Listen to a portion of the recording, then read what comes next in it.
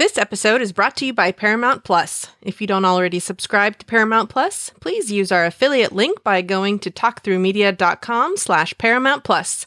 Using our affiliate link gives us a little credit, which helps us to keep bringing you great content. U.S. residents only.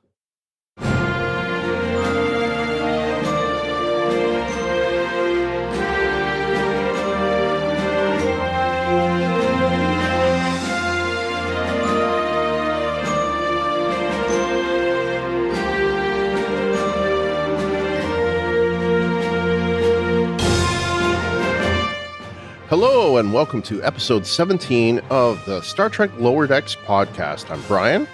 And I'm Kyle. And I'm LT. And this afternoon, we will be covering Season 2, Episode 7 of Star Trek Lower Decks, titled, Where Pleasant Fountains Lie. And I still don't get the title. Yeah. Before we get started, we want to mention that this podcast is supported by our Patreon supporters. And you can become a Patreon supporter by going to patreon.com/Brian and Ruthie. We've been putting out early access versions of the podcast to Patreon subscribers for the last several weeks, which has been a resounding success to everyone. In fact, I put out a survey, and the survey was 100% positive. So everyone loved it. So awesome. We're going to keep doing that for all intents and purposes, every episode to come, provided, we can't for some reason. I don't know why we couldn't for some reason, but I don't know. Right. Yeah. So that's all we have to say, other than the fact that it only costs $1 a month. So again, patreon.com/Brian and Ruthie. Everyone that's getting them now says it's worth it. So before we get started with our episode here, we have some, it's not feedback on the last episode, but feedback on the voicemails, I guess. Feedback on the, feedback on the feedback. The love connection. Oh, the love connection. Yes. So we're going to go to that and open hailing frequencies. Okay. Well, in our love connection going on, you've got some feedback coming back from Dwight Berman. So he responds to Mary Lou. Oh my gosh, oh my gosh, oh my gosh. Oh, my guests are all flaming. Mary Lou talking to Dwight Boimler. Oh, God. All right. Let me. Somebody pinch me. Oh, my goodness. Oh, God. Wait. Hold on. Nobody can pinch me. Wait, you guys aren't here to pinch me. Hold on. Let me pinch myself. Ow. Okay. All right. Okay. All right. Let me collect myself. Oh, God. Okay. All right. Hold on. This is Dwight Boimler. Okay. All right. I'm going to collect myself now. I'm very, very nervous now. Okay. I'm sorry. I don't mean to yell. My guests are all flaming. Mary Lou spoke to me. I'm very, very excited right now. I'm highly, very excited. Hi, Mary Lou. Hi. Yeah, hi. You're so beautiful. Yeah, so you asked some questions. So I do have money. I have a couple $100 in the checking account right now. And I get paid tomorrow, yes. And because I'm an accountant, and so I do make some money, although my boss, he's kind of crooked and he takes some of the money. And if I tell on him, he will beat me up and push me down the stairs. And he does that when I threaten to tell on him. So so I can't tell. So that answers that question. I do have some money. And then the next question is stamina. I don't have any because I had some issues with the basement plumbing. There's the thing with the prostate. It was kind of big. So what I had done is it was some pills to help to shrink that down. So the plumbing doesn't work so good. But hey, hold on. I'm sorry. Hold on. So my urologist said though that I could take those little blue pills, is blue pills, or maybe it was the red pills. I don't remember. Red pills or blue pills. One of those pills that makes you smile. Remember in the commercials where the guy's all smiling. So then I could get back some of the stamina. So that's that. To answer that question. So I can get the stamina in the pills.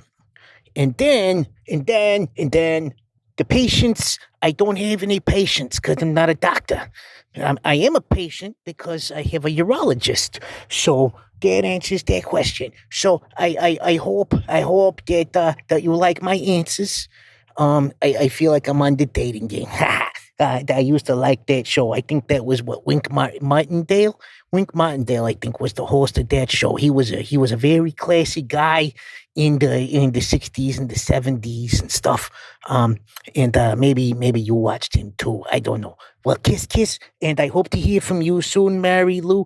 And I will message again with my review reporting on the Lower Decks episode again. All right. Okay. Bye. I love you. Mwah.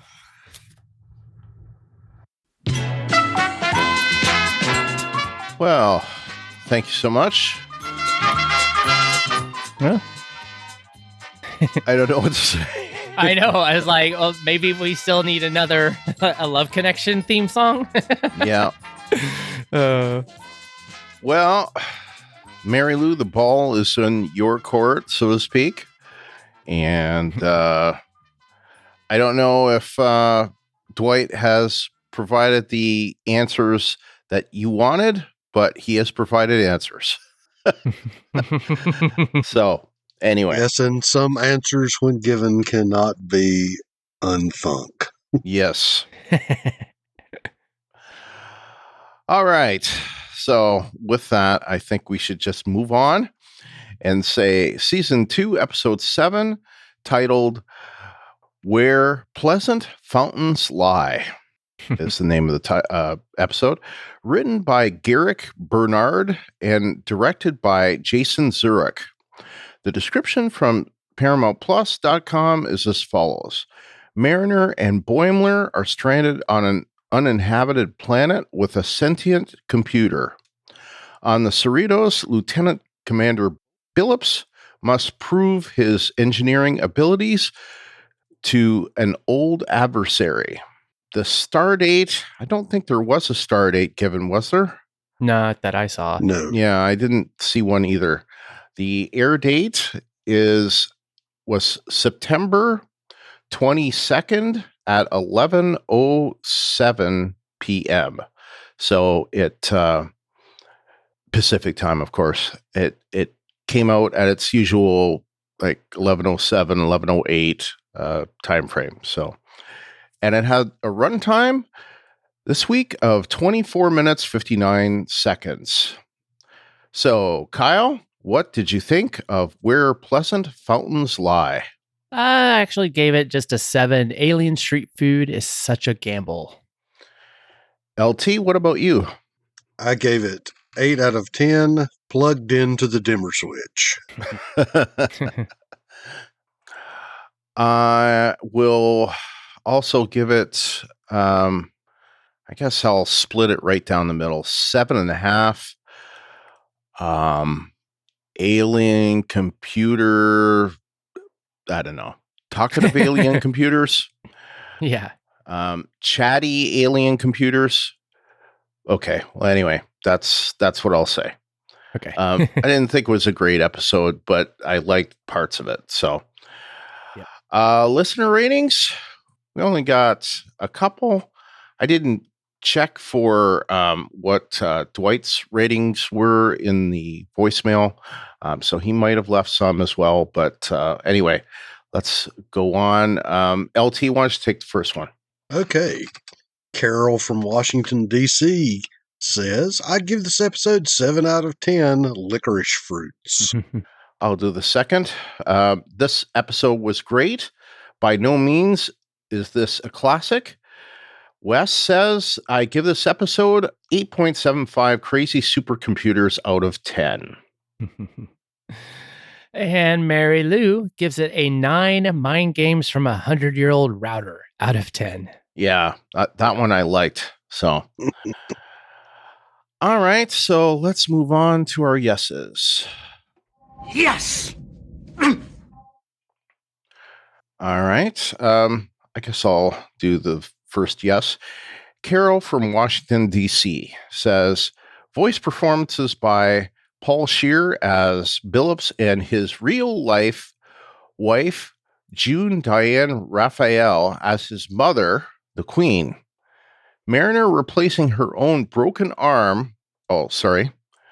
Mariner repairing her own broken arm was all kinds of badass and a funny version of action heroes who put their dislocated shoulders back in place themselves. The whole Boimler Mariner part of the episode was fun and really felt like classic Trek. Nice. Yeah, I agree with that. Yeah, I read elsewhere that June Diane Raphael was his wife. That's interesting. So I guess they do a podcast together. Oh, I've nice. not listened to it. So anyway, okay, Cool. that's it for Carol. All right. Well, next comes from Wes from Minnesota, and he says, Jeffrey Combs. Yes! Exclamation mark. I love him as a computer in this episode. The computer acted just like Wei-Yun in terms of his manipulative voice. The entire story on the desert planet reminded me a lot of Voyager episode Gravity. And that's the episode where Paris, Tuvok, and the Doctor get stuck in a subspace sinkhole and wind up on a desert planet. The ending was hilarious. And I have to agree because that's exactly what I was thinking too. And I couldn't remember if it was a Voyager episode or like another Trek. So thank you, Wes, like for doing that, because I was going to start kind of digging around because that's exactly what it reminded me of. Okay. Thanks, guys. Mary Lou says, sexy cartoon men, sexy cartoon women, and Royal Copulator's reaction when seeing Billups' one-eyed wonder worm. Oh my. Yeah. You got the fun one. Yep. Sorry. All right. Kyle, what about you as far as your yeses? Yeah, I mean, Jeffrey Combs for sure. Like he's such a great actor, and he's been playing Trek characters forever, and it just fitting role. It was perfect. Mm-hmm. Boimler stunning Mariner. It's like I laughed, and I kind of wondered how long he's been wanting to do that. Yeah, I mean, so that was just a fun little scene, and that. Yeah. I agree with what you said on Jeffrey Combs, and that was my main yes. So I couldn't really think of much else to say as far as yeses is concerned. It's one of those ones where I don't have a lot of no's either. I just don't have a lot to say about this particular episode. Seen it 3 times, but not much came to mind that was beyond what other people said. So, All right. What about you, LT? Well, I have a few. The first thing was they finally confirmed something I've said for years. Evil tastes like black licorice. No, it doesn't. That's where Yes, it does. Yes, it does. No, it does. It's my evil. favorite licorice by far. Well, that proves it, Brian. You're evil. Yeah. So at least I got confirmation on that now, ladies and gentlemen. You are here. I had to laugh at the Queen's line about her guards being trained to skip foreplay. Somehow I just found that amusing, and I laughed out loud. One of my yeses was we get to see our boy Bradward being a one-step ahead thinker. Yeah. That despite the fact that he got pulled off of centipede duty, I think it's shown some growth in his character that he actually had a plan. He had something in mind. Yep. And, to echo the listeners and you guys, Jeffrey Combs, I thought it was really cool that he got to be a voice on Lower Decks and added another series to his resume. Yep. Mm-hmm. And I think my last yes was I really did enjoy the Daystrom Institute evil computer storage room. Yeah. I agree. Yeah. Because, and I was thinking about it this morning when I was on a support call, that isn't it sort of ironic that Daystrom Institute's going to have the evil computer storage room since they, NTOS, possibly created the very first evil computer we saw in Star Trek? Yeah. Just that whole wall of, computers going, if I get loose, I am going to destroy the universe. Mm-hmm. No, I am going to destroy the universe. Yeah.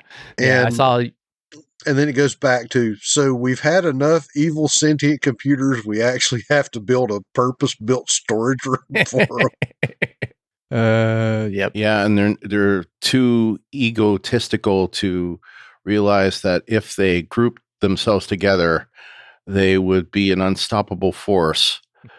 But instead, they're they're one land cord away from destruction. Yeah. Yep. Yeah. Yeah, I kept looking at them, thinking to myself, what if control controlled them? Oh yeah. Yeah. Yeah, that's like I had this originally as one of my yeses, but I saw that you mentioned it, LT. But yeah, it was just it was funny that it's like, okay, here's this little, because I thought about Control too, and then it was just like, okay, here's this. They built an actual room to put all these like evil robots trying to take over the world, and it was just funny because there were so many of them. So I'm like, okay, like. Well, and the other part, it sort of reminded me of a storage room.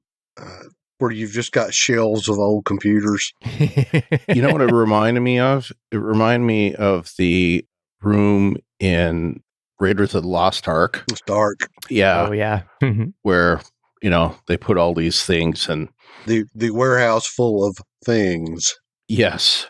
That eventually, just stuff just gets filed and can't be found again. But yeah, I wondered if Control was in there, had its own little booth. And then I thought, well, no, probably not, because what was left of Control was supposedly being cleaned up on aisle 5. That's true. Yeah. It's in some garbage bin in the future. Yeah, and if you guys don't recognize what we're talking about, that this is Star Trek Discovery Season 2 and Season 3, Episode 2 is where this gets discussed. So if you haven't seen it, you've got homework. Yeah. Yeah. It's good. That's all I'll say. All right. So that's it for our yeses for this week. Let's move on to our no's. No! First comes from Carol from Washington, D.C., and she says, everything about the Billups plot was really offensive, and I didn't find any of it funny. Tindy being told Rutherford was killed was well done, but I didn't believe that he was really dead for a second. The threesome scene was completely inappropriate for kids, and mine are really disappointed that they aren't allowed to watch Lower Decks anymore until mom watches it first. Mm-hmm. Yeah, I couldn't really agree more with you on that part, because I half thought that this was going to be more of a Lexwana Troy situation with Billups, but I just felt it just ended up being just sex references and Ren Fair antics. And I don't know, I felt like this was just a lost opportunity with how much they always make these, TNG references in the show. This perfect, I'm sure this is what their kind of back part of this might have been, what they were thinking of. But I felt so much that this was just so bottom of the barrel, low hanging fruit comedy. And no, that was not a pun. I don't know. It's just kind of like me and LT kind of talked a little bit about it before we came on. It was just, it was just very like 7th grade humor for me. It was very 7th grade humor, and it's, just back to, without pointing a finger at the series, that it's, fart jokes, dick jokes, potty humor. And like Kyle and I had both said, it's just kind of, 7th grade comedy. Yeah. So they do seem to be going to the well again with these kind of sex jokes and yeah. Well, I mean, we could always blame the COVID lockdown for that, maybe. Maybe, but I don't know. I don't think you can completely blame that on that. It seemed convenient.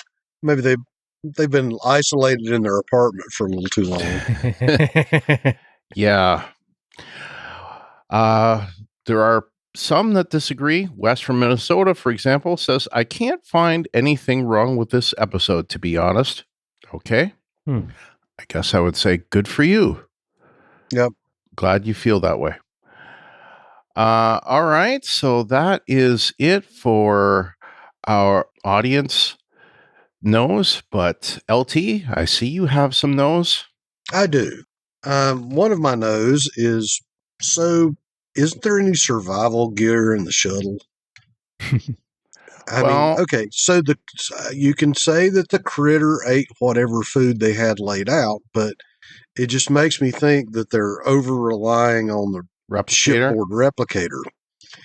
And it just seems like to me that with a shuttle like that, you would have a little more gear, only because what's the standard passenger complement? Isn't it like 8 seats, 9 seats, 12 seats, something like that? So if you figured you need survival gear for 8 people in case you go down, that's still a lot of stuff. So that was one of my questions. It's like, do they just not put stuff on shuttles anymore? Or I guess that's what the replicator's there for. Well, and that's my next point. Being the fact that in modern times, I have a very tenuous and storied relationship with voice controls. Okay. Well, it's true. For some reason, every time I've tried to use voice activated stuff, it doesn't understand what I'm saying, or it has problems figuring out what I'm trying to say. I used to have that problem myself. So do they not have a keyboard for the replicator where you could type, instead of trying to tell it what you want, just type it in? Or like a touch screen. Because I know the whole, I ask for water and it gives me black licorice. That was funny, but still, I always have to be the pragmatic one and kind of go, do we not have like some other input method? And so to get into the whole Billups story, I was going, well, just for argument's sake, why was it the guards? If he's going to be the king, why is it the guards? Don't they have some, some princess in the wings that could do the deed? Oh, yeah. I thought the same thing. Just because of hierarchy and stuff. If you're gonna do it and become king, it seems like you would do it with somebody who was like more of your stature. Correct. Kinda. More hierarchically inclined. I do have to say that the Queen's plot to get him to do it was kind of like the weakest evil plot ever.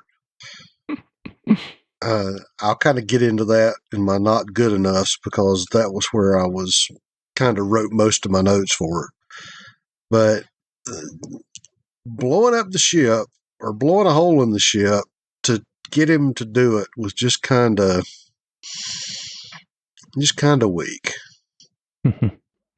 Yeah, it was. And kind of segueing off of Kyle's space-going Ren Fair thing, I was kind of going, I really hope those are holographic torches in the docking tube. Kyle and I had been joking about it a little earlier, is they had a lot of open flames, a lot of fireplaces, a lot of torches.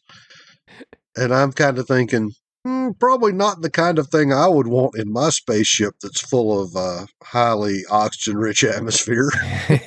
Yeah. And, it's kind of like the thing that I was kidding my daughter because they were saying that they don't allow candles in dorm rooms anymore at college. Mm. And I do recall an incident when I was in college at my alma mater that they had a young lady who set her dorm room on fire, ironically enough, because she was trying to set the mood and be romantic. And in the process of getting busy, the candle fell onto the bed sheet and set the bed on fire. Oh, goodness. And I'm thinking, okay, that would be bad.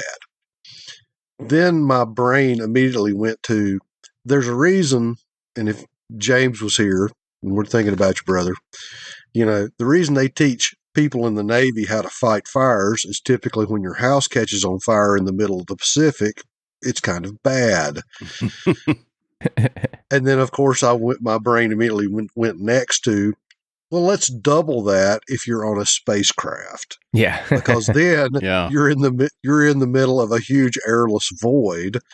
And the one thing that will make fire burn is what you need to keep you alive inside of said spacecraft. So I know I'm the pedantic one, but I was just kind of going, space going Ren Fair, probably not a good idea.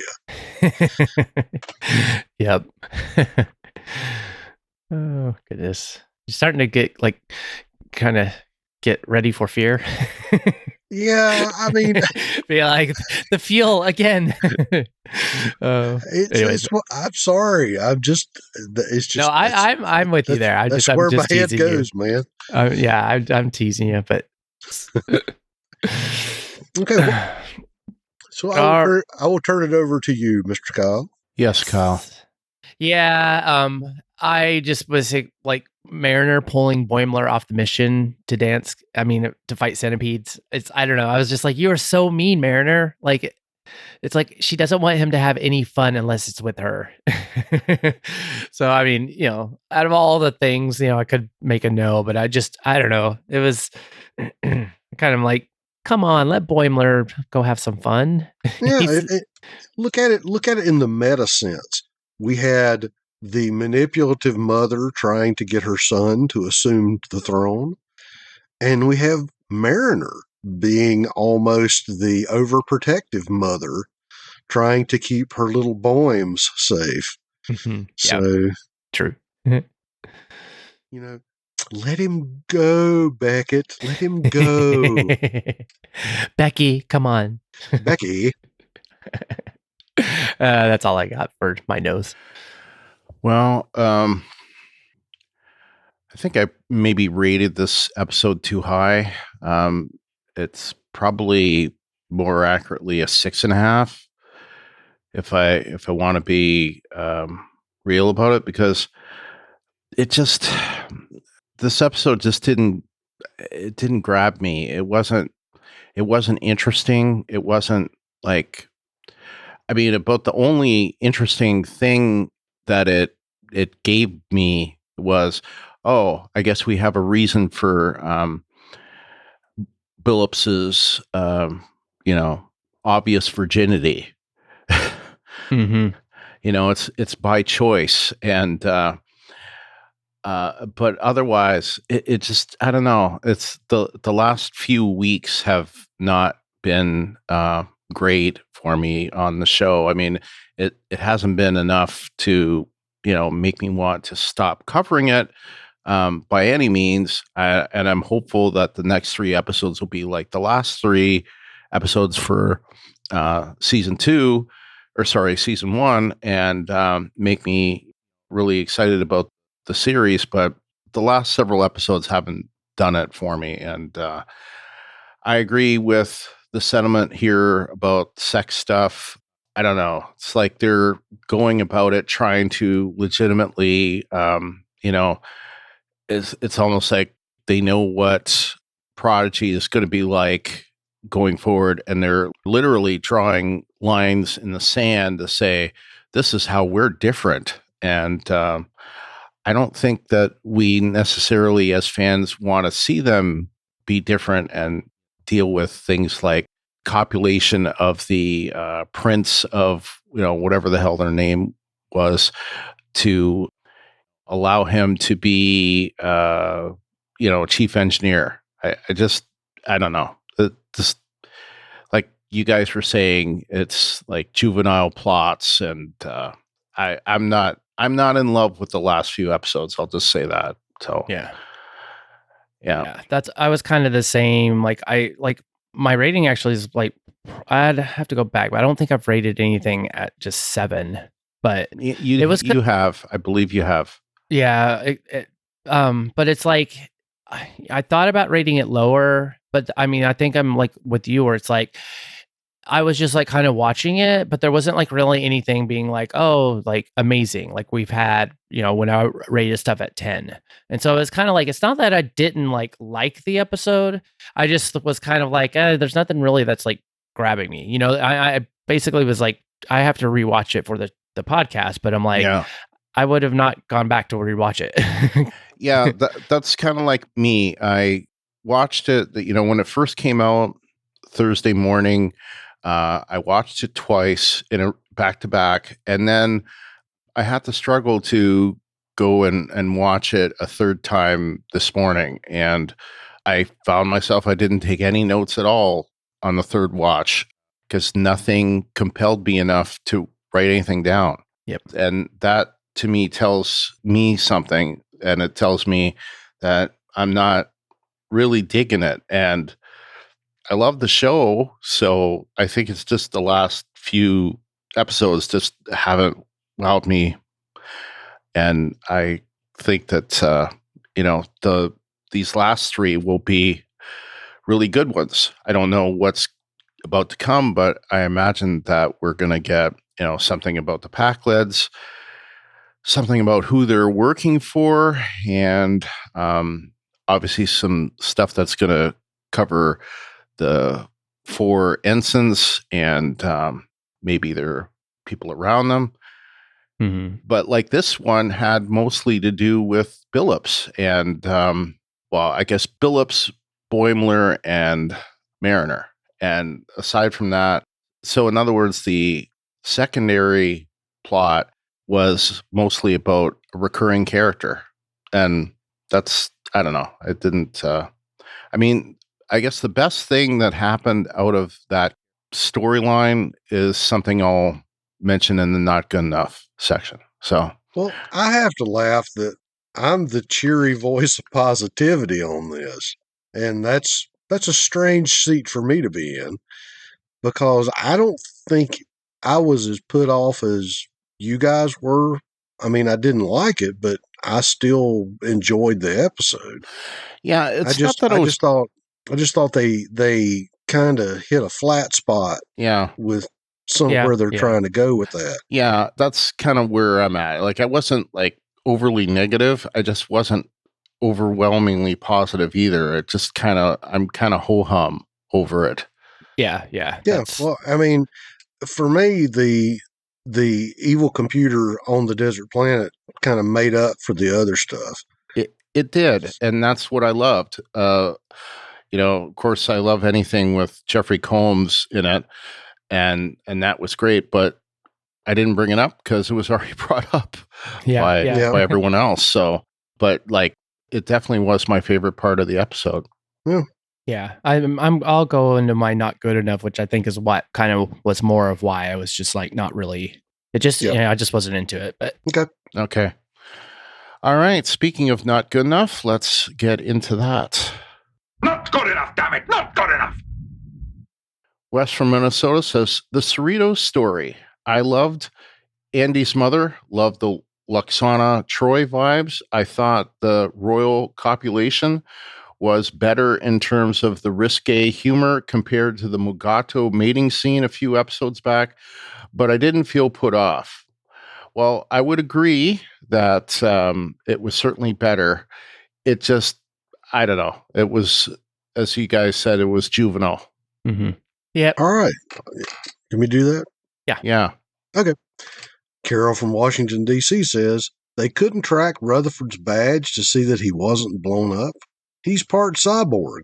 There's no Find My Rutherford app so they could use to verify his own death. The Queen faked her death to fool her own son. That's really dark and cruel. And essentially, that's what Tendi did, was she had her own Find My Rutherford app. Yeah. There you go. You know, but I agree that with all of that. Kyle, let's get into our not good enoughs. You have some not good enoughs. Yeah, and it's just like what I was kind of talking about before, but I just feel like this was a missed opportunity, making this more of a Luxwana Troy situation between Mother and Billups, and without the sex stuff. Because I mean, we've seen, you know, in reference to how Luxwana Troy and, you know, dealing with the Deanna, it was like, you know, we know, like, there's some of that kind of little, like, you know, Luxwana is very just like the Queen, you know, real like you know, puffy and high, and like, and you know, very like, she'll say whatever, you know, and she doesn't really have like a filter. Mm-hmm. But you know, it's like this just went a whole different way, and I don't know. I feel like it could have been more about just, you know, yes, finding him a girlfriend to reign as king, you know, and still being like, oh, you know, he's you know, why did I just forget the word? A virgin, sorry. Like my mind just was like, I can't process. I'm like, what is that? The word virgin. I forgot the word virgin. Yes.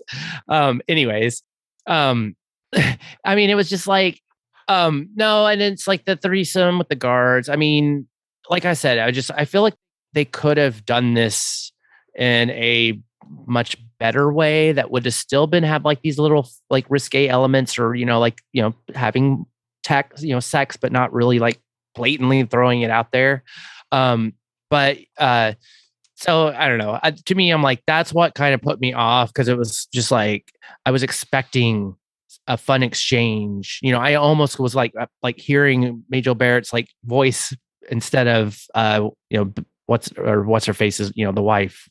You know, I just kind of like, and it happened, and I was like, oh, okay, well, you know, it just totally went a different direction, and then it was kind of like, okay, well, this is, yeah, I get it. You know, it's like almost kind of like I can now predict this whole entire episode of how it's going to go, because it's just like, it's very baseline of like they could have done something like The Bachelor, you know, that she brought all these princesses with her, and they all tried to, and the end game is one of them trying to seduce him. I think that would have been funnier. Yeah. Or just like, even like let's have this ship, you know, be all in the ship. It's like maybe like how we always see Luxwana do. It's like she shows up and, you know, when, you know, her daughter's not even there, and then she causes all this like turmoil, and then she shows up and it's like, Mom, like, what have you been doing? You know, and it could have been the captain and her dealing something, you know, like on a different planet. But anyways, right. It could have gone so many different ways that would have still been funny and still whatever. But anyways, it just led to the point where it's like, where I think I'm not like, oh, I'm just like this totally like, I don't like the show anymore, or like whatever, you know, or anything like that. It just, this episode was kind of like, oh, okay, I get it. You know, I literally like started not paying attention to it when I first watched it, when it, you know, like on Thursday night. It was just kind of like, oh, okay, I get it. I mean, I'm like looking at my phone, just like, okay, I see. So to me, I'm like, that's not what I was hoping for or expecting. And, you know, that's just kind of how this episode was. I mean, it's like, just to say it, it's like, I did think it was a little funny that Billups had a performance issue. So that brought him more time to be saved by Rutherford and Tendi. But still, there was like this one thing, you know, it's kind of like, oh, that's, you know, funny. That's my not good enough. Could have been so much better. Yeah. Mm-hmm. All right, LT. What about you, LT? Well, okay. Well, for mine, I wanted to dovetail in on what Carol had said, that, okay, so the captain of the ship, who is responsible for all of the crew, just takes the evil alien's word for it that Rutherford is dead, but it takes like 2 seconds for Ensign Tendi to figure out they were lying. Yeah. I'm going, it's like, and of course, it's ironic that Carol mentioned it, but it's Carol, the captain. I'm like, Carol, come on, you're the captain. You should know these things. You should be able to figure out and check. I mean, how many times have we seen that at Captain's Law? Like, hey, computer, where's so and so? Exactly. Oh, they're not on the ship. Oh, okay. Where are they? Like, because I mean, how many times did Picard do it? Yeah. Yeah. Give me the location of Ensign Crusher. Oh, he's in the holodeck again. Yeah. I'm just saying, it would take her as fast as Tendi did it. It would take the captain that long. So I'm going, that's pretty weak sauce there, ma'am. And and just to go there one more time, just poor old Andy, messing with Billups as the eternal virgin. It's like, I'm in love with Starfleet and I love my warp engines. And it just kind of was going, the fact of the whole thing was, if he had sex, he would become king. So I'm going, man, his academy must have sucked. Every shore leave he goes on must suck. I'm just like, it's just it just beggars belief from a logical standpoint. If you want to say Starfleet is like the Navy, I'm going, it's like, and yes, I know you're going to say logical standpoint. I do have one pointed ear, so I will pull my Vulcan out there. I thought it was funny as a plot hook, but then, of course, I'm like going, so he's a lieutenant commander. He's been in Starfleet for years and years, been all over the galaxy. And obviously, they never went to Risa. I'll just say that. Yeah. leave her there. Yeah. Yeah. Oh, I mean, that's making the point about, Tendi being the one that like finds Rutherford. Like, it almost kind of like because we do see that scene where the captain is like looking at our pad and like, seeing the reported like casualty list. Yeah. But it's in that same thing. It's like it could have been where like, oh, the captain knew, but this was Tendi in the lower decks, like she having no idea. She just gets word from not from the doctor, but say like another crew member being like, oh my gosh, did you hear about Rutherford? Oh, he's dead. And then her going through and spinning like, oh my gosh, what happened? And then even if she uses a computer to find him, but it's not like the captain she knew that he was okay, but she's the captain. She's not going to like come down. I don't know. It was just, they could have just like either left that whole scene out because she would have been. Sorry, not going to give her a pass. Well, no, I'm just saying how they could have done it differently because the captain could have known, but it's not like Tendi's friends with the captain, so she could have been. But if the captain knew, why would she not be going over there with a security team to extract her people? Well, true, because send over people to say, look, Queen, whoever. My people have just died on your ship and we're going to get to the bottom of it. Yeah. Not just anyways. Like, oh, it's so sad. Sorry. Have a nice trip. No, I know that. Anyways, well, just, I can just say it's just lazy writing or sloppy writing or just not really actually they, just because that's just the story. They're just like, oh, here's the scene. Yeah. Thought it was interesting though. She pressed the pad. There was an X going over Rutherford, but then I think she taps it again and takes the X off. or it's like it wouldn't like accept her like marking it off or something. I don't know. Yeah, just inquiring minds want to know. Inquiring minds want to know.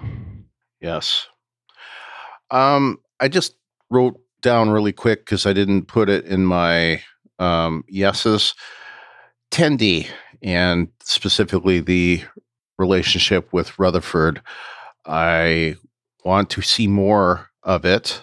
And I know some people put the not good enough, use it as I want to see more of this. So I'm going to use it in that way this episode.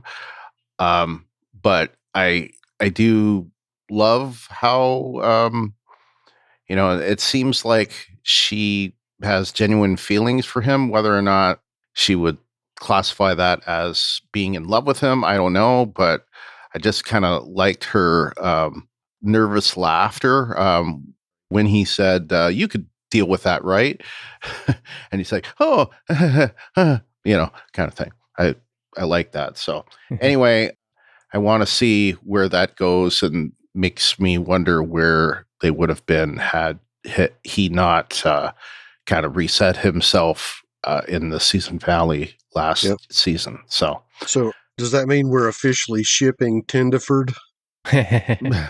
I guess we are. Yeah, Okay. I think so. All right. So that's it as far as our not good enough section. So let's move on to open hailing frequencies and our feedback. Okay, so let's start with a voicemail from Jeff, X-Force 11. Hello, Star Trek fans. It's Jeff X-Force 11, leaving my feedback about where pleasant fountains lie. So, the story in this episode that really drew me in was the Boimler and Mariner part of the episode. And yes, I can see how Mariner can get tired of Boimler's talking about his time on the Titan, but we really got to see him move on beyond that and really showing what he learned there and growing into that. And I think that will be good because I think Mariner's going to realize that she doesn't need to protect him as much as she used to. And I'm looking forward to them more like pals like they were last episode, and kind of growing and having a friendship and a relationship that is a little more equal than in the past. Now, the other half of the episode with the whole Ren Fair type of alien thing and getting Billups drug into that. I just saw that whole thing coming. Yeah, mom is going to do something totally different, and I knew it was a fake out all along.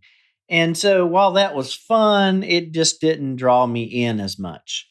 All right, those are my thoughts. X-Force is out.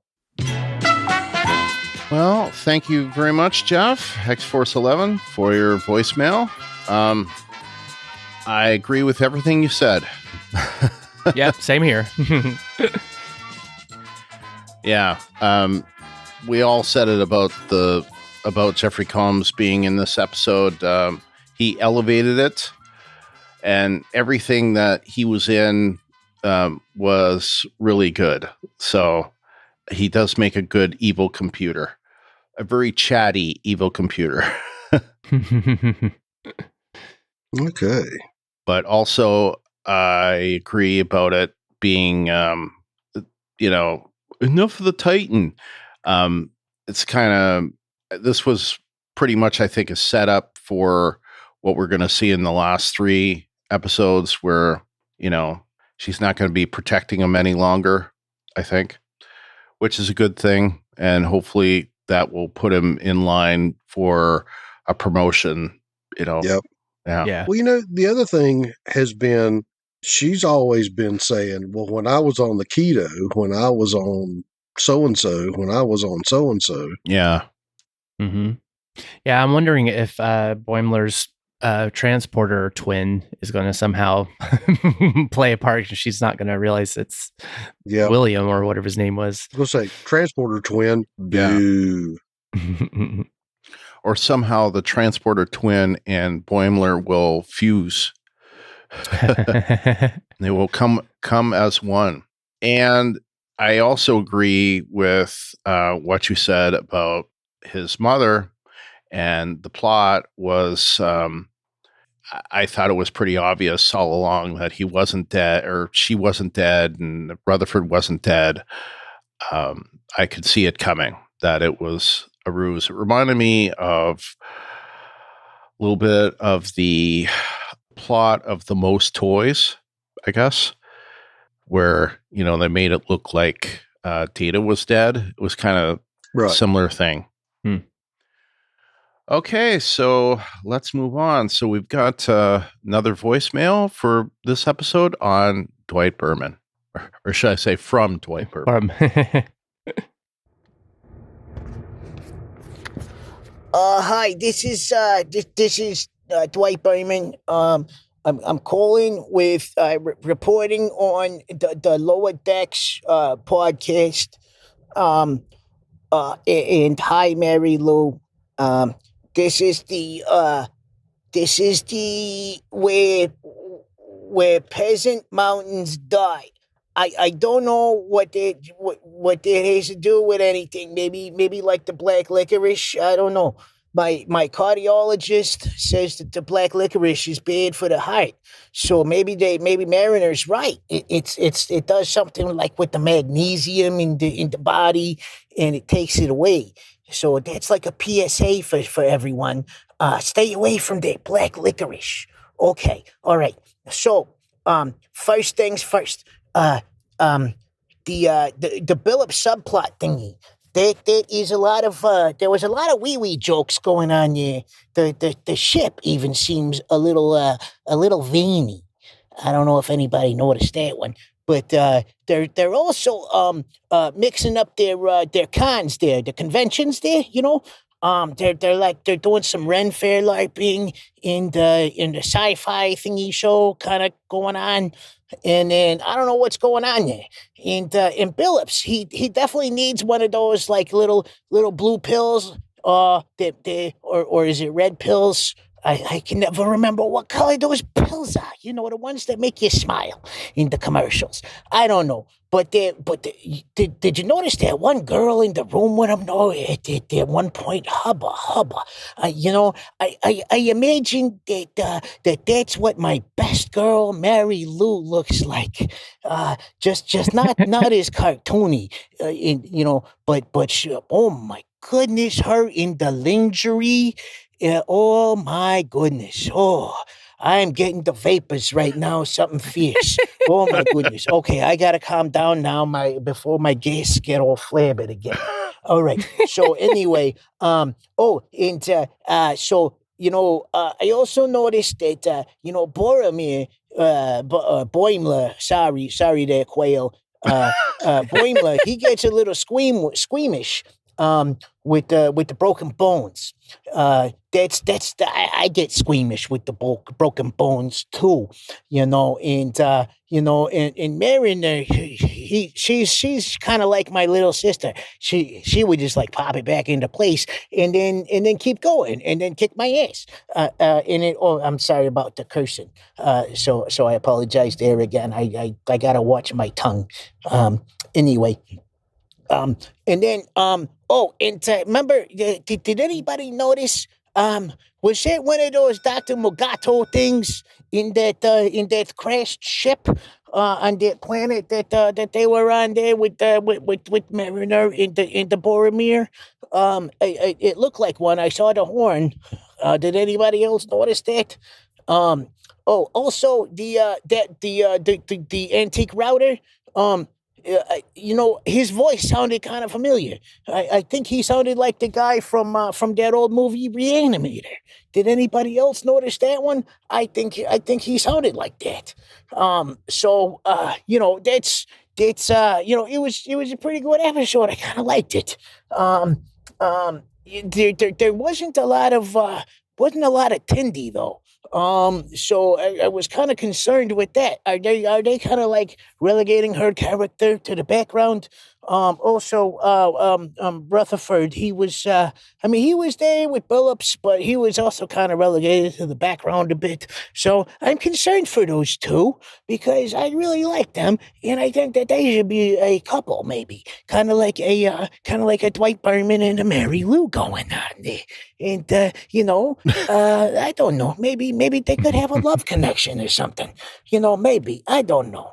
But I would give this episode, I want to give it 9.345.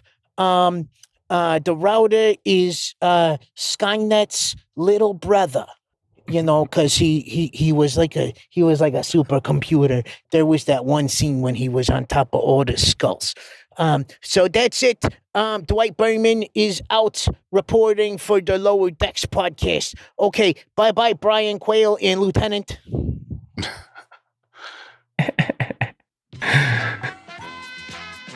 Well, thank you so much, Dwight. The 2 words, veiny and then vapors. Wow. Oh. Yeah. Wow. That was a voicemail. I did see there was a resemblance with the Mugato and the alien that ate their rations, but not so much in color or anything like that. But physically, there wasn't a resemblance. But yeah, a little veiny. I had to laugh about that, but then I thought about it. It's like, yeah, it's kind of true. It was kind of veiny. It's true. Yeah. And he brings up again the one that makes you smile. Isn't that every commercial that's on like for pills? I would say Viagra, Cialis, and Levitra all had that kind of vibe. Yeah. And you are right about the reanimator. Of course, Jeffrey Combs was the reanimator as well. So, yup. All right. So unless you guys have anything else to say, let's move on to our final voicemail. And of course, we haven't played anything from Mary Lou. So you know what that means. It's time for Mary Lou. Hello, Brian. Hello, Kyle. Hello, LT. This is Mary Lou. But you knew that.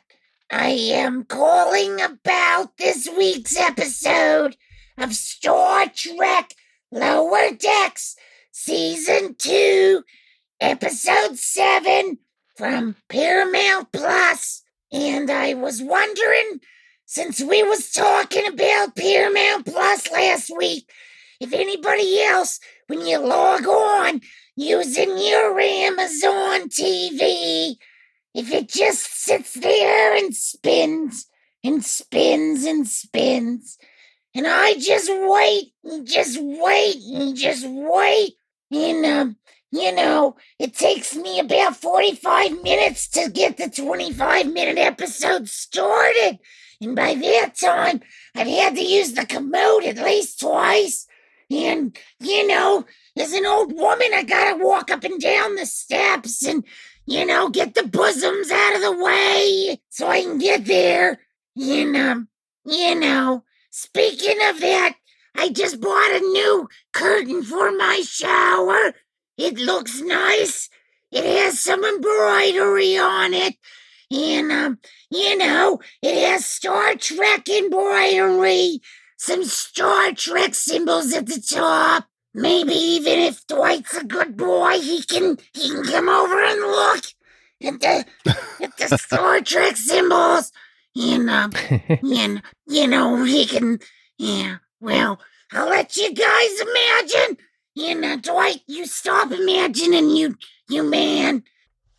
But, I like sucking on my licorice. I like black licorice. I don't know why Mariner and Boimler was complaining. In fact, the black licorice is the good licorice. It damn right. tastes good. Evil. It's kind of soft. its life matters. It melts as you suck on it and wrap your tongue around it, and move it slowly so it tastes good.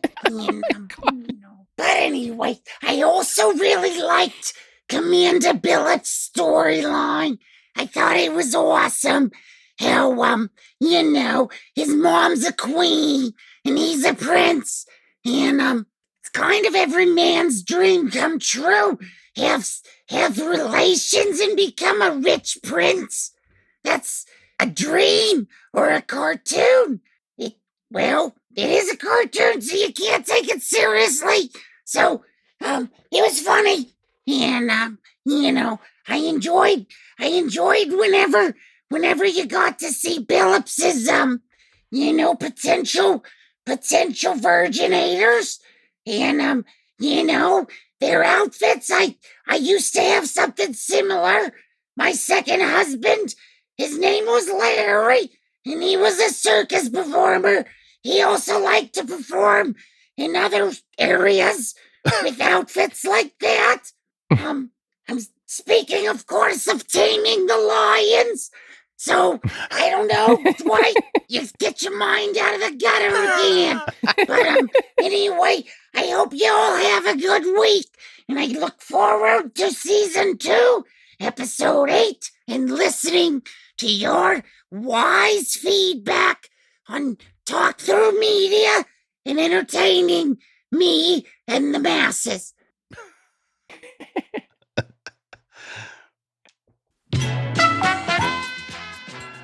Thank you for your wise feedback. Oh, I just can't look at licorice the same again.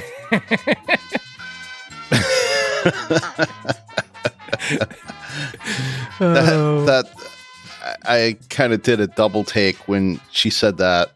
Both sucking the licorice. There goes our PG rating. Yeah. And you guys that are dissing the black licorice, all I have to say are two things. Australian licorice is really good, at least for me. And All Sorts, which is based in black licorice, those are really good too. And I grew up on both those kind of things. So, and Twizzlers Black, because in Canada, they don't have the red vines. Don't even have them. At least they didn't when I was growing up. So, to me, red vines taste like eating wax. Yeah, that's... Yeah. Yeah. So, after hearing that, are your gases flabbered, Dwight?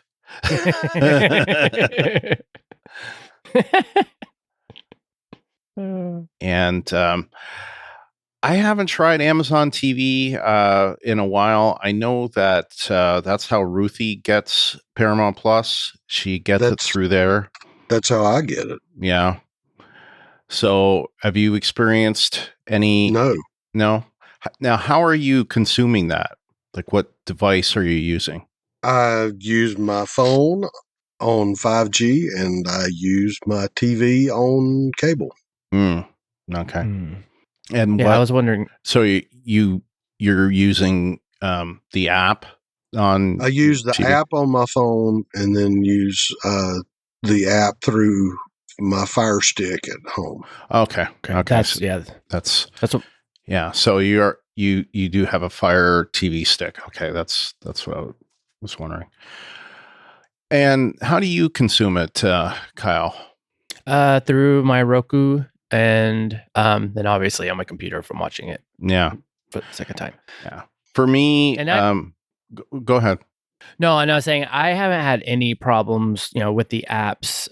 I know that I trying to think. I'm like, I can understand, like, oh yeah, I could see that happening because I actually have a Fire Stick, but I don't really use it. But then also I can't really quite compare because my internet's not always the great, so that happens quite often.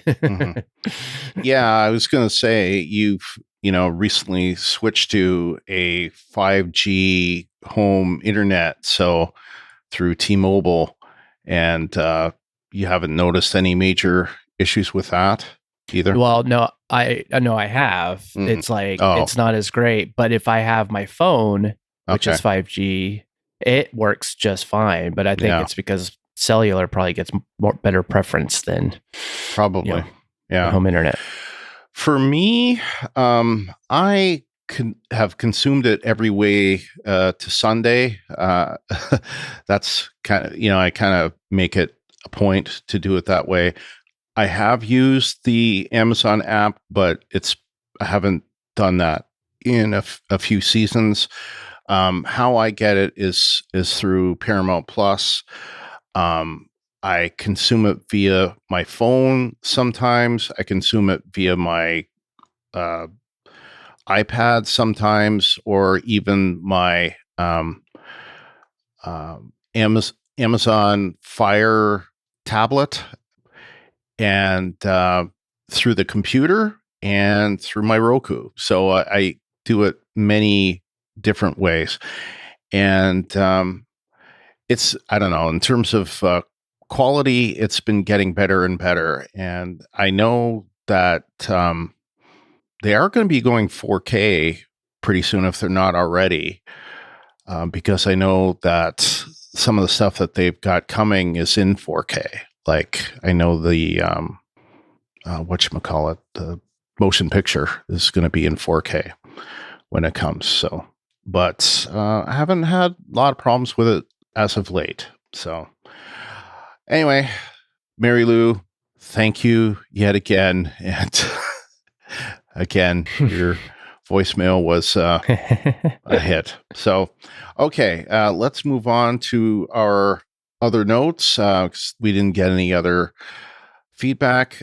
Kyle, what about you? What do you have? Yeah, this was just kind of like trying to be looking into it more, because it did strike me at the open when there's just kind of the joke about Agnes being like, or I don't know who the alien was, or I didn't catch the name or like which one it was or whatever, but was just talking about like, oh, they're tricked into 100-year war. And, I was wondering if that was just like a joke about like kind of our current state of affairs with like social media and, and the disinformation kind of causing our, discord that's going on. So I don't know if that was a thing or not, but I mean, I kind of want to make a point just because it's like, I know they do, shows like this, they're going to make some little current, references. So I don't know if that, because I don't know if there was anything Trek related that it was kind of referring to. But, it was what it was. But then it also was kind of like, well, towards the end, Agamis was doing his whole, whenever Boimler attached him to the dimmer switch, was like, oh, I'm going to take over the world with all my murder robots. And of course, those kind of looked very similar to Daleks and from Doctor Who. So it's kind of okay, was it a mix? Am I just trying to look into something a little more? But I don't know. I just thought maybe that could have been just a little. Well, I kind of felt like they look like the bots from the Arsenal of Freedom, that episode, except of course that they weren't like murderer bots. They were kind of similar, and to a lesser extent, what Chief Engineer Reno had on the Hiawatha. Yeah. So, but yeah. So that's all I got. Okay. LT, do you have any other notes that you want to go through? No, I think I've fairly well hit everything I need to hit. Okay. And the spot the references section, most of these I compiled by myself, but I did get an assist from a new YouTube channel that I'd never found before, never used, called What Did I Miss? So, or WDIM. But most of them were things that I found on my own. The question of the title, it actually comes from a William Shakespeare poem called Venus and Adonis, and the passage is, "Fondling," she saith, "since I hemmed thee here within the circuit of this ivory pale, I'll be a park, and thou shalt be my deer. Feed where thou wilt, on mountain or in dale, gaze on my lips, and if those hills be dry, stray lower where the pleasant fountains lie." So that's where it comes from. And of course, many titles and lines in Star Trek came from Shakespeare. This is the fifth title used in Star Trek, at least five. Dagger of the Mind, The Conscience of the King, All Our Yesterdays, By Any Other Name. All those came from Shakespeare directly, and there's probably some more. The Cold Open and Agamus remind me of a few things. The TOS episode, actually back-to-back TOS episodes, Season 1, Episode 22, The Return of the Archons, had a very similar plot. And TOS Season 1, Episode 23, A Taste of Armageddon, which also alluded to computer simulated warfare that, dictated how many people would die from an attack. So there wouldn't be an actual attack. There would just be certain people would be assigned to die. So, but the Return of the Archons had a godlike supercomputer in it, very similar. We've seen the Daystrom Institute mentioned multiple times, of course, in the various sections of Star Trek, going back to TOS, I believe. Of course, in TOS, we meet Dr. Richard Daystrom, and he's mentioned in the episode The Ultimate Computer, which is Season 2, Episode 24 of TOS. It's also been mentioned in things like The Changeling. It's been shown in Picard that it was in Okinawa, Japan, and we see like a similar shot to what we saw in Picard. And it was mentioned several times during the Next Generation. So protecting sentient life is similar to the exocomps we've seen the exocomps before in TNG Season 6, Episode 9, The Quality of Life. And then again, in Lower Decks, Season 1, Episode 10, No Small Parts. The obvious parallels to Lwaxana Troi, particularly in her trying to marry off Troi, or, get her ready to take her, position, although she's not queen, but there are similarities there. That was a TNG episode Haven, which is Season 1, Episode 11. It's mentioned that Hesperia has dragons, which I wonder if that is a Game of Thrones reference. Of course, there was an episode of Enterprise where dragons were mentioned, Berengaria 7. And Spock had also mentioned that he had seen a dragon in This Side of Paradise, which is TOS Season 1, Episode 25. The Enterprise episode Bound, Season 4, Episode 17, that was mentioned, and T'Pol had basically didn't believe that there'd be any dragons, but obviously a century later, Spock reported them. So, maybe we're going to see that in Strange New Worlds. Who knows? It's possible. And of course, Hesperia is made up of, mentions Renaissance Fair people.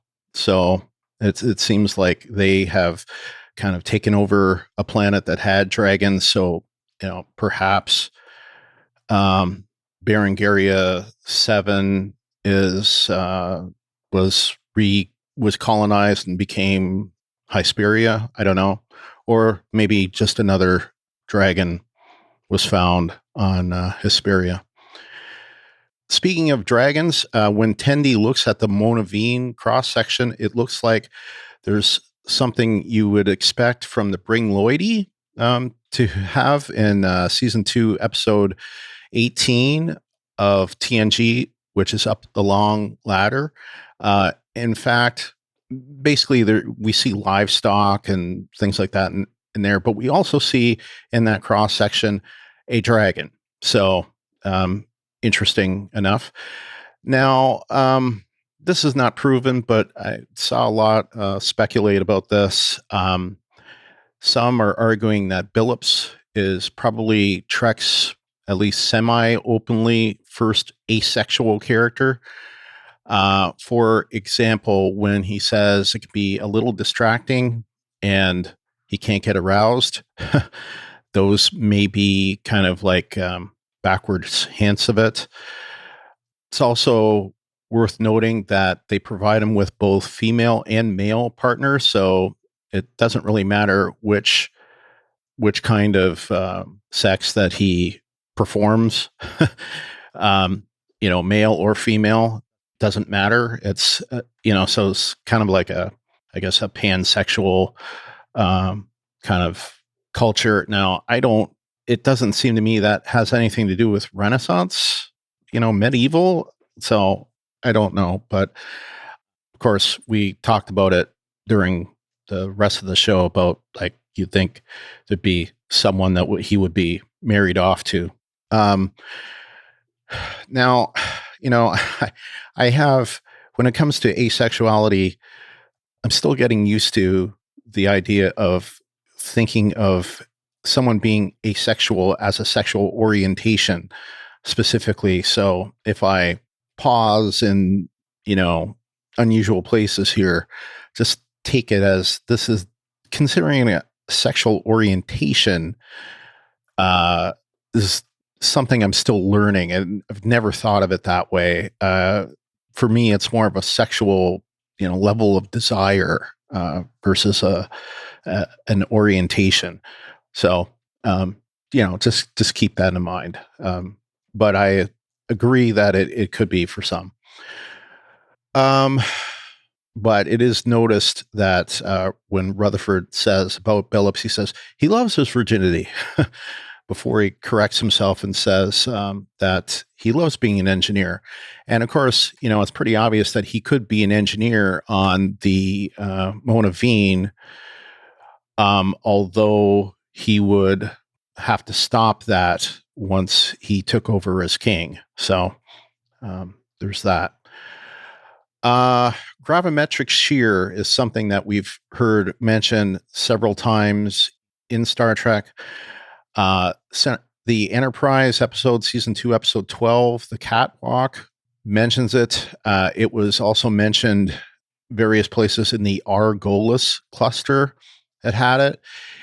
It was probably the reason for the Borg crash landing in TNG Season 5, Episode 23, Borg, and Tegra 4, which we see in Season 6, Episode 6 of TNG, True Q, was also a planet in the Argolis cluster. Gravimetric shear is also mentioned in Season 6, Episode 4, Behind the Lines. Crash landing is also similar to what happens in Season 4, Episode 9 of Next Generation. Final Mission, that's where Picard and Wesley crash land on planet.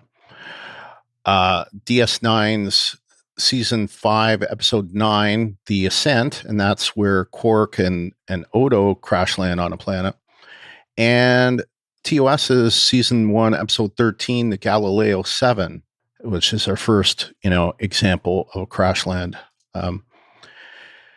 Now, worth saying that they crash landed the Yosemite. This is, we see this Type 6A shuttlecraft used a lot in Lower Decks. This was used Season 1, Episode 1, First Contact. Season 1, Episode 2, Envoys. Season 1, Episode 3, Temporal Edict. Season 1, Episode 5, Cupid's Errant Arrow. Season 2, Episode 3 will always have Tom Paris. And lastly, this episode, Season 2, Episode 7. Mariner snapping her fracture back into place is similar to what we've seen action heroes do in movies. The one I thought of is Riggs in, I believe it's in Lethal Weapon 2, snaps his separated shoulder back into place. So, but there's a lot of other examples like that. The linking of two ships, we see that in Discovery, Season 2, Episode 13, Such Sweet Sorrow Part 1, where the Discovery and the Enterprise 1701 link together. And then we also see something fairly similar where I believe the Enterprise and the Starbase, Season 1, Episode 15 of Next Gen, 11001001. This is the first episode of Lower Decks to show Earth. Bury him like Data's head. Boimler says that Data's head was in a cave. That is from Season 5, Episode 26 of The Next Generation, Time Zero.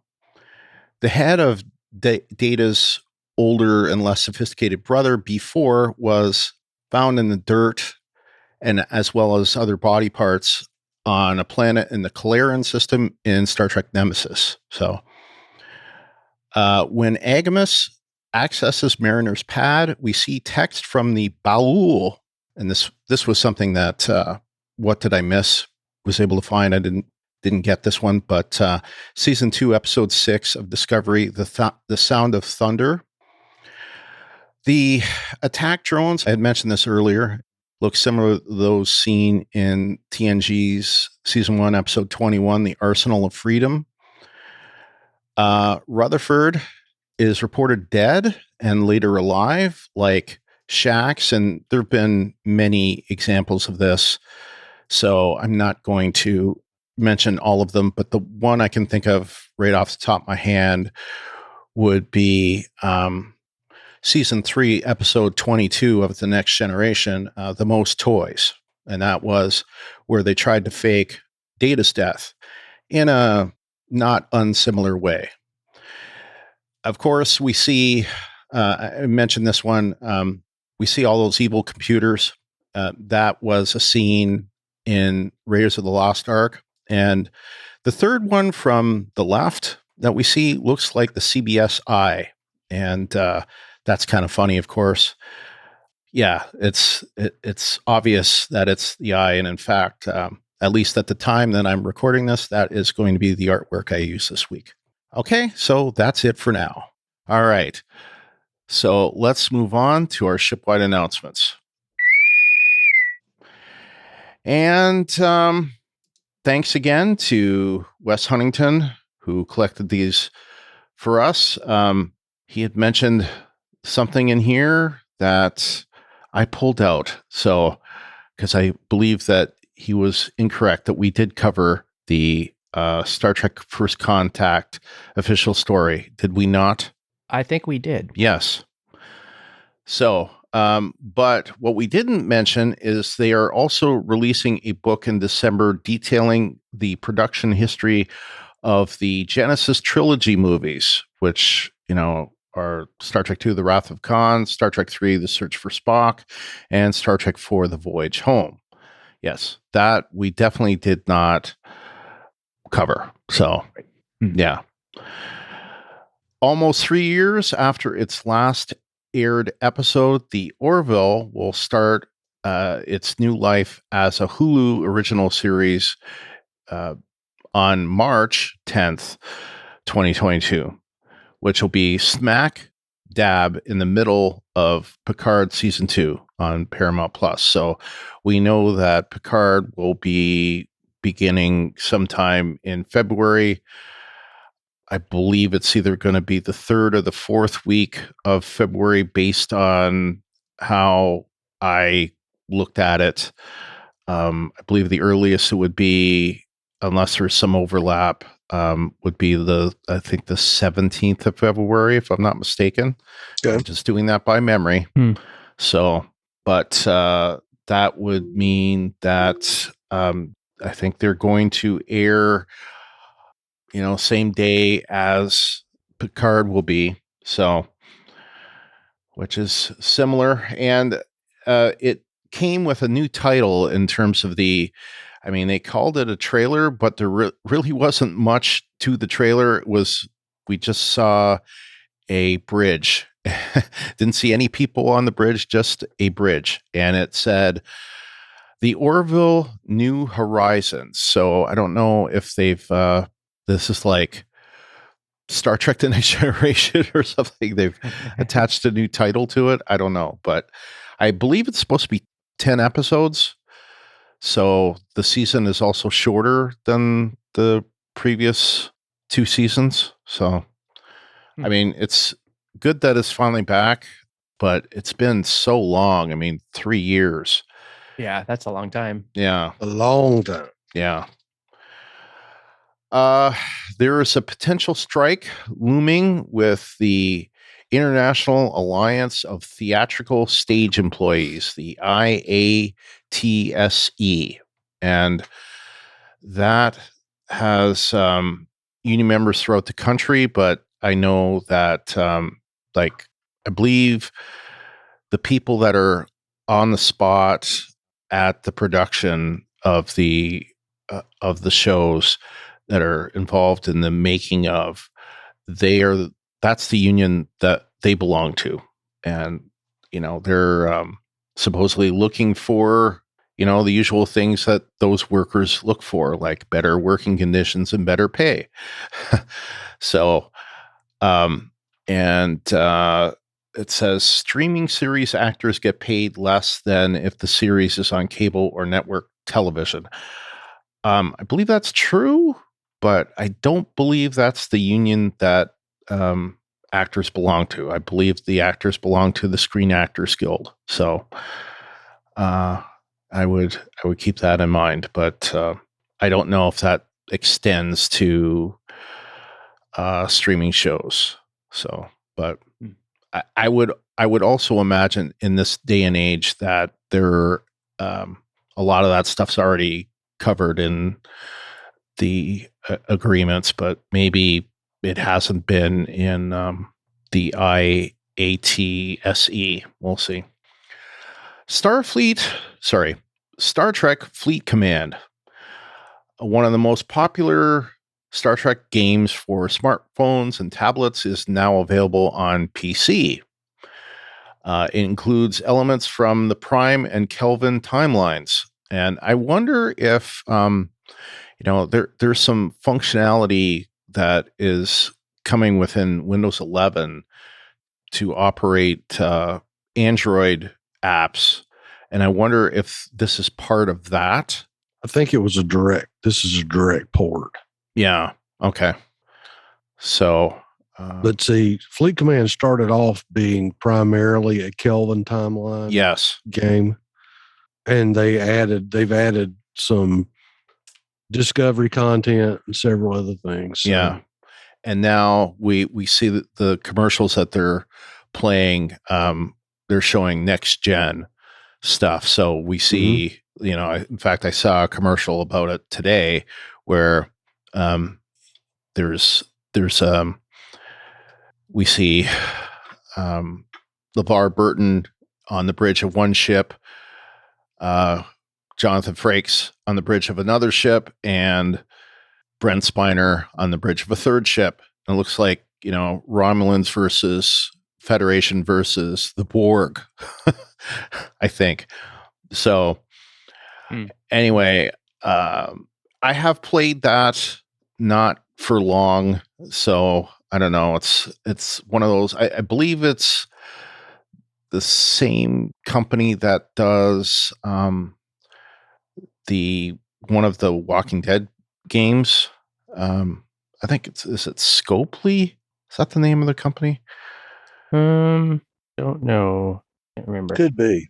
It is a highly profitable game for the company and it's free to play, much like Star Trek Online is, but it's also the only way to really get very far is to pay for Pay things. money. So Yeah, Mhm. I have it on my phone. I just realized, but I have not opened it yet. yeah, I have it on my phone as well. And I have played it, but I haven't played it much. But it reminded me of like there's a couple other games like it that I can't think of right off the top of my head, but it's okay. It's just not my thing. It's when the game is just about shooting, to me, it's not what Star Trek is about. So that's where I kind of have a disconnect. Like that, yeah. Yeah. Okay. Yeah, my MMOs I've only played were WoW. So if it's Yeah. not like WoW, then it's kind of not really my thing. William Shatner will be a part of the second space flight of the Blue Origin, which is Jeff Bezos' space company. Jeff Bezos, of course, is the chairman of Amazon and the richest person in the world who has made a killing during COVID. So no pun intended.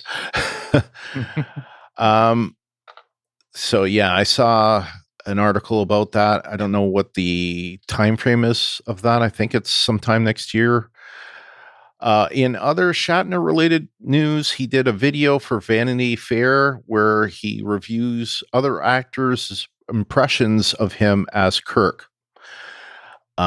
Included in that is Jim Carrey, John Belushi, Seth MacFarlane, and I believe Christopher Pine. Christopher Pine, yes.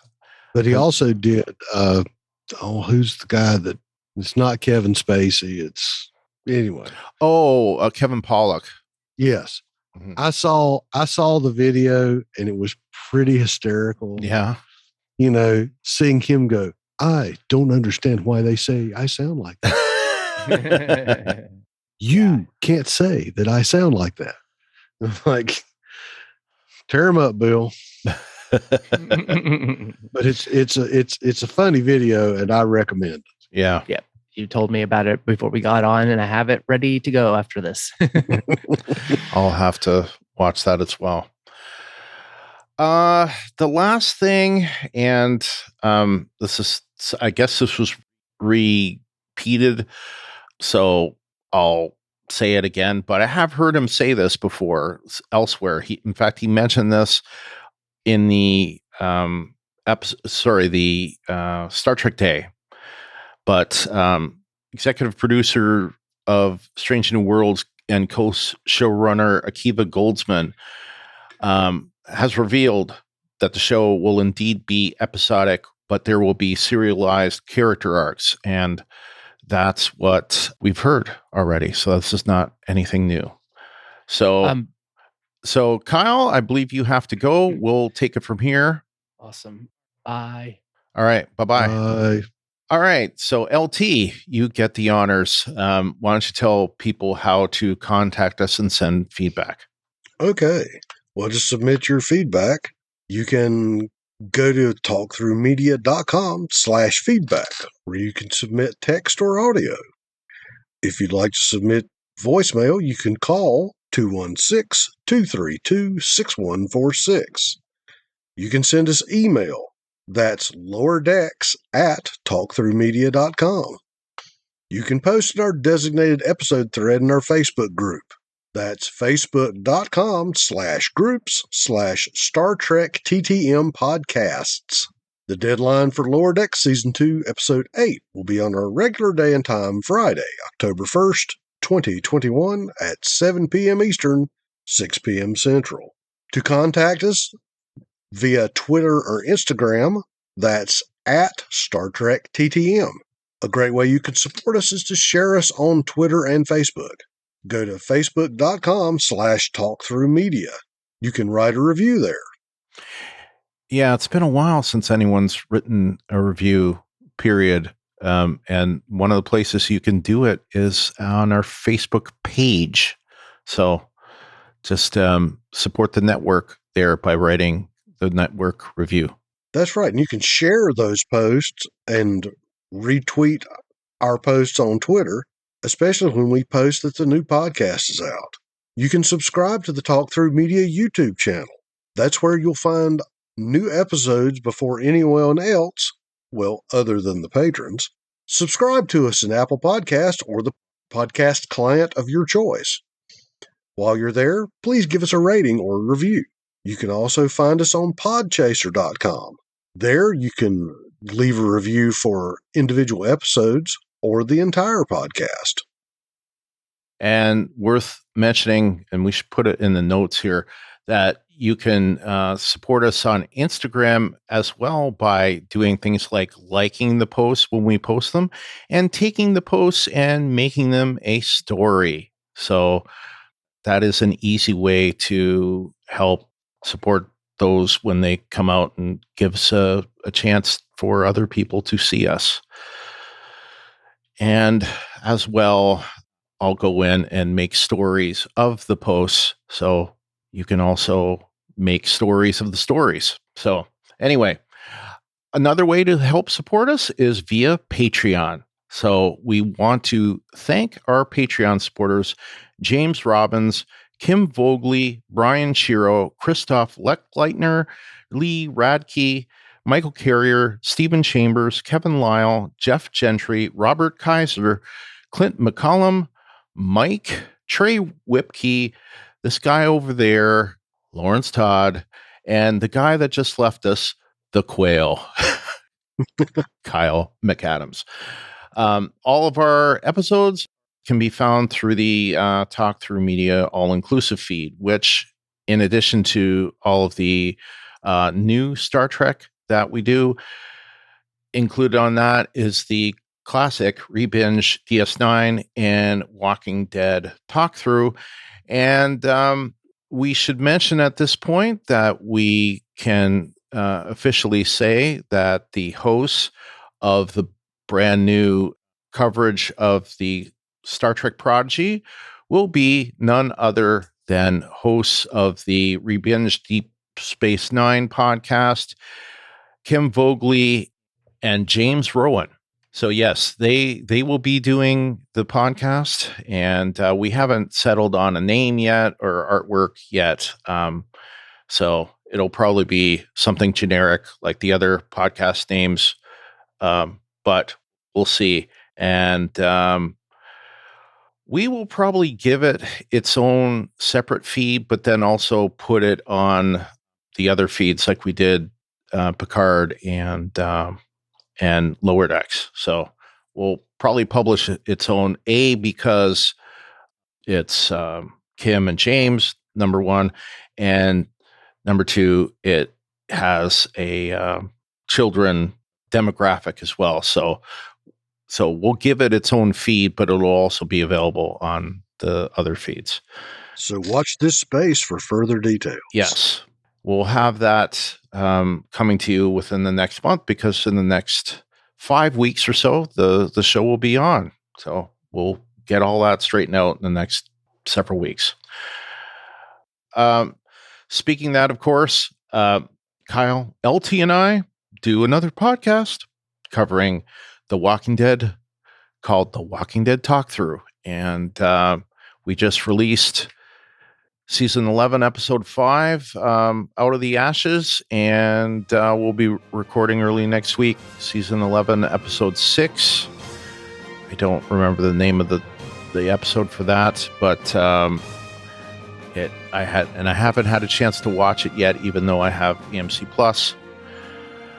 But anyway, our next episode of the Star Trek Lower Decks podcast is going to be covering Season 2, Episode 8. We don't know its title, we don't know who's written it, and we don't know who has directed it or the description.